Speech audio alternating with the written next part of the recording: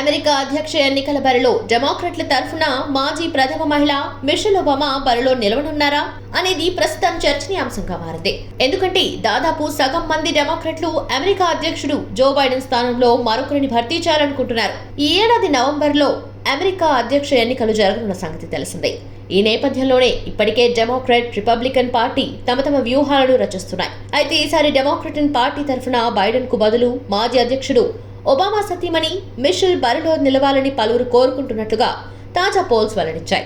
రాస్ముసెన్ నిర్వహించిన పోల్ ప్రకారం దాదాపు సగం మంది డెమోక్రట్లు అమెరికా అధ్యక్షుడు జో బైడెన్ ను భర్తీ చేయాలనుకుంటున్నారు.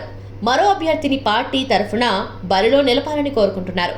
అయితే 38% మాత్రం ఆ ప్రతిపాదనను వ్యతిరేకించి జో బైడెన్ కు మద్దతుగా నిలిచారు. ఇక మాజీ ప్రథమ మహిళ మిషెల్ ఒబామా బ్యాలెట్ లో జో బైడెన్ స్థానంలో అగ్ర పోటీదారుగా 20% ఓట్లను పొందారు.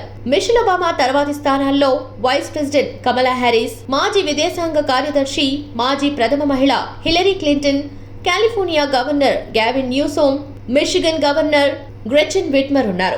వైస్ ప్రెసిడెంట్ కమలా హ్యారిస్ 15% ఓట్లు, మాజీ విదేశాంగ కార్యదర్శి మాజీ ప్రథమ మహిళ హిలరీ క్లింటన్ కు 12%, కాలిఫోర్నియా గవర్నర్ గావిన్ న్యూసోమ్ కు 11% ఓట్లు, మిషిగన్ గవర్నర్ గ్రెచెన్ విట్మర్ కు 9% ఓట్లు వచ్చినట్టుగా ఈ పోల్ పేర్కొంది. పోల్లో 27% మంది డెమోక్రట్లు పైన ఉన్న వారిలో ఏదీ కాని ఆప్షన్ ను ఎంచుకున్నారు.